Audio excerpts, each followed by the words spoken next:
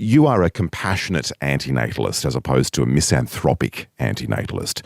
What is the difference here? Well, actually, I've advanced both kinds of arguments. The fundamental one for me, though, is a philanthropic argument. It's a concern for the being who's brought into existence. And my view is that whomever you create is going to have significant suffering in their life, and they're going to die. And they could have been spared all of that without any cost to themselves if they had never been conceived, never been brought into existence. And so I think we do always harm somebody by creating them. So that's my dominant argument. Misanthropic argument is really concerned with the harm that a human you create will do to others. And those others can be other human beings, they can be other animals, it might be mediated through environmental damage. And so it's important to note that the philanthropic and the misanthropic arguments are not mutually exclusive, they're not incompatible. Somebody could be motivated by both. They could be concerned both about this individual who's being created and also about the impact that this person will have on others.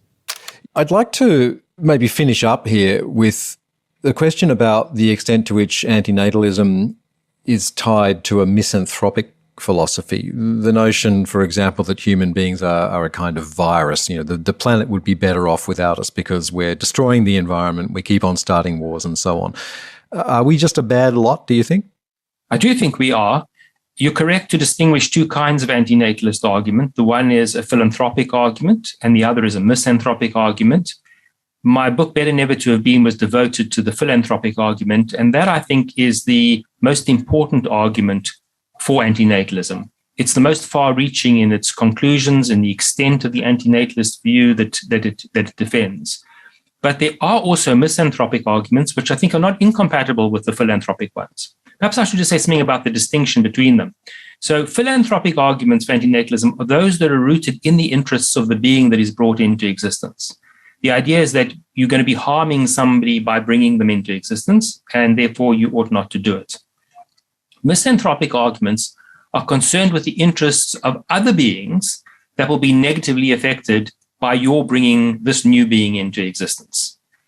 And so arguments, for example, about climate change, about the impact of the babies that you have on climate change, those are misanthropic arguments, or at least in part they are. One thing you might be worried about is what world will this child inhabit and what will be the quality of its life? That's the philanthropic component. But insofar as you're worried about producing a new carbon emitter, a new consumer, a new being that's going to impact on climate change, then you are involved in a misanthropic argument.